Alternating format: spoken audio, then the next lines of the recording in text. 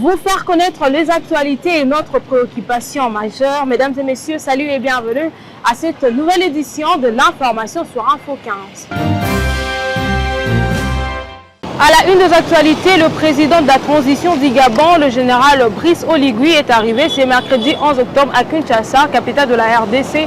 Cette visite s'inscrit dans le cadre de la sensibilisation de ses homologues de la région pour réintégrer son pays, le Gabon, dans la communauté des États de l'Afrique centrale. Espoir Amala pour plus de détails. Le général Brice Oligui Nguema, président de la transition du Gabon, est arrivé ce mercredi 11 octobre à Kinshasa, capitale de la RDC. Il a été accueilli à l'aéroport international d'Ndjili par les vice-premiers ministres, ministre des Affaires étrangères, Christophe Lutundula Apala, avant d'être reçu par le président de la République, Félix Tshisekedi, à la cité de l'Union africaine.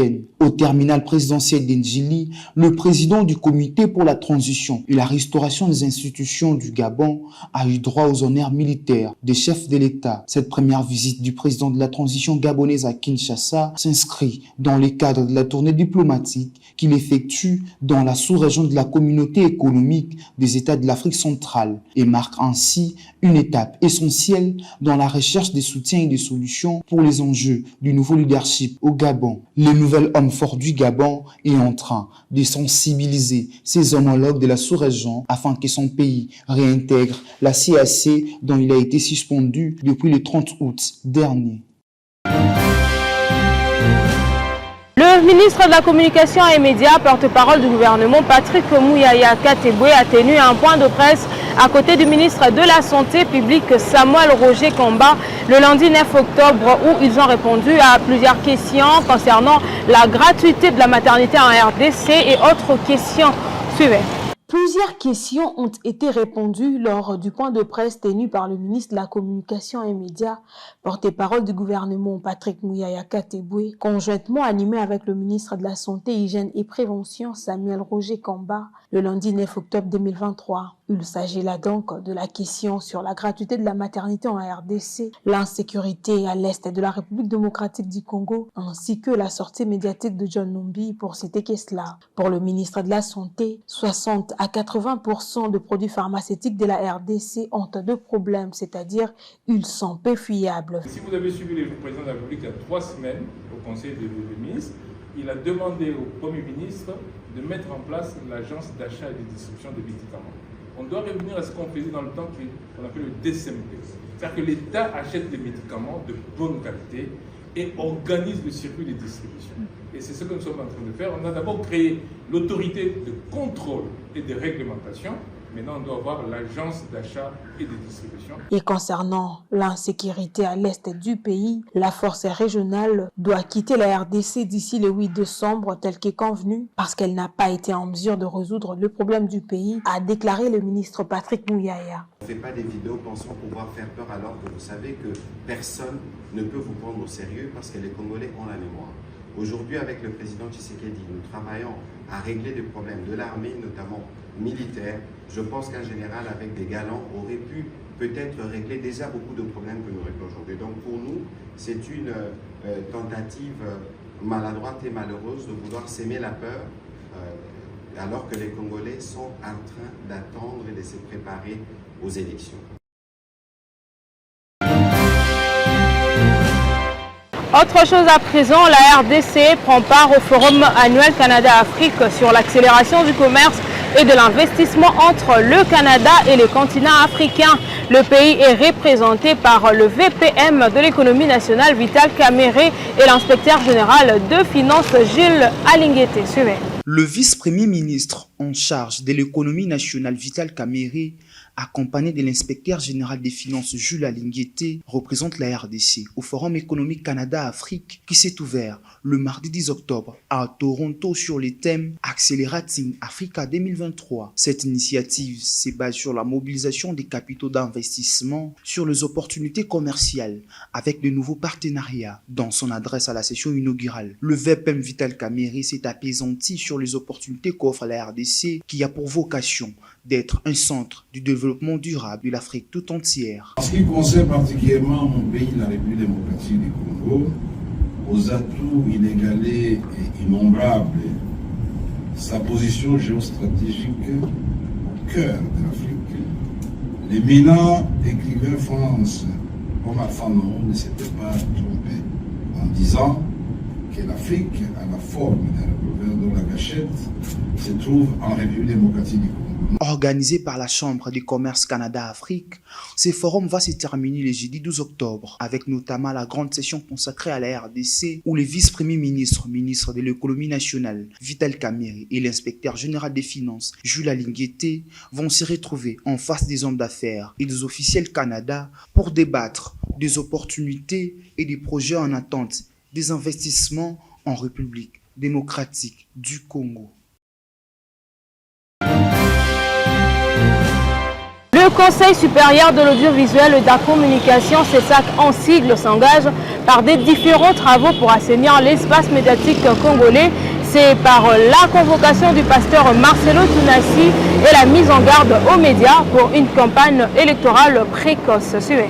Engagé à assainir l'environnement médiatique en République démocratique du Congo par les biais de son président Christian Bossembe, le CESAC se donne à fond pour dissiper tous les sujets des controverses pouvant salir l'image de l'espace médiatique congolais, surtout pendant cette période électorale. Dans le même ordre d'idées, après Félix Ouazekwa, le pasteur Marcelo Tunasi s'est rendu au bureau du CESAC sur invitation du président Christian Bossembe, une séance de travail dans l'affaire Papa Umaïkin Kester Emenea. À l'issue de cette entrevue, le pasteur de l'église La Compassion des 4e rue Lumété a expliqué aux médias le vif de leur causerie. J'étais invité au sujet d'un message qui n'a pas été bien compris et je suis venu pour éclaircir que nous avons annoncé la parole de Dieu, la vérité de Jésus-Christ, afin de sauver les âmes, sauver notre nation.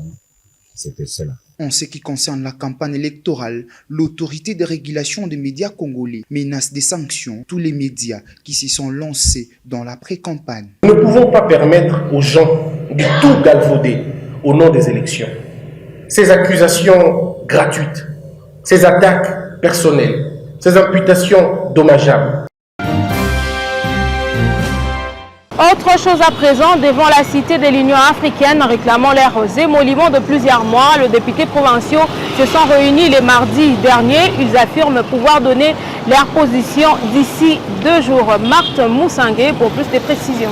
Après la primature et le ministère de Finances, les députés provinciaux se sont rassemblés hier devant la cité de l'Union africaine. Cette fois-ci, pour faire entendre leur voix auprès du chef de l'État, Félix Antoine Tshisekedi Tshilombo, en réclamant le paiement de leur émolument des 9 derniers mois. En sitting devant la cité de l'Union africaine, ces élus n'ont pas été reçus par le président de la République à qui ils ont tenu à présenter leurs regrets. C'est à 22h moins qu'ils ont quitté les cabinets du chef de l'État. Le gréviste des assemblées provinciaux annonce prendre position dans 48 heures face aux enjeux électoraux suite au mauvais traitement. Rappelons que les députés provinciaux revendiquent les paiements de plusieurs mois de leur émolument, dont 4 mois en 2023. Ils ont tout d'abord observé des sittings et veillé devant le cabinet du Premier ministre Jean-Michel Sama Lukonde, puis le ministère de Finances, sans suite favorable.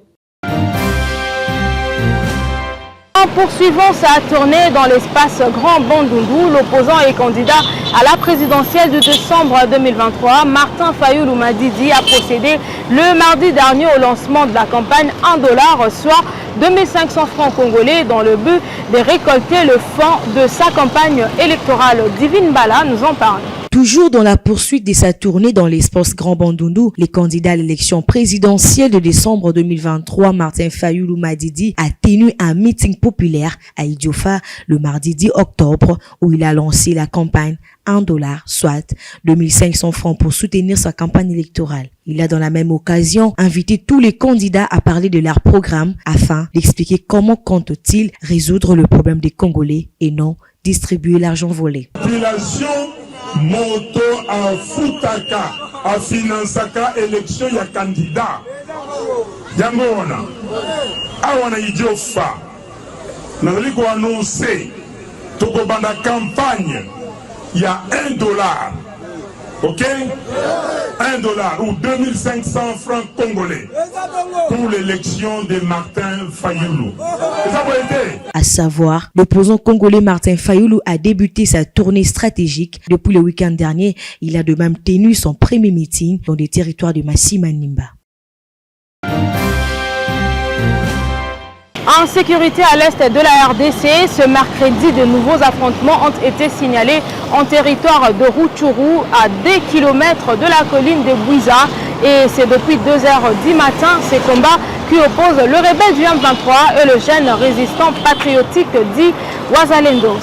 C'est depuis 2h du matin de ce mercredi 11 octobre 2023 que les nouveaux affrontements en armes lourdes et légères ont été signalés à 2 km de la colline stratégique de Bouiza. Ces combats opposent les rebelles du M23 aux jeunes résistants patriotiques dit Wazalendo. Une accalmie précaire y est signalée aux environs de 8h08. Le rebelle du M23 sont visibles en provenance de Shumba, ses dirigeants où se trouve le sien pour un renfort qui sont pilonnés par le jeune résistant. Et puis, à Bouchengue et Mugomba, toujours en Rutshuru, ces civils ont trouvé la mort suite aux affrontements du rebelle M23 et Wazalendo entre la nuit du lundi à mardi. Il faut signaler que Bouiza reste la seule colline stratégique qu'occupe le rebelle M23 avant de dire définitivement adieu au territoire des Massissi et à la chefferie des Bouito en Rutshuru.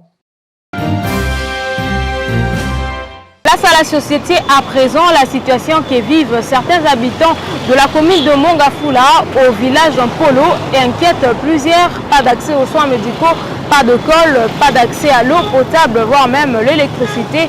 Ils ont exprimé leur mécontentement au micro de Iris Santoto. L'on se croirait dans un village, mais donc non.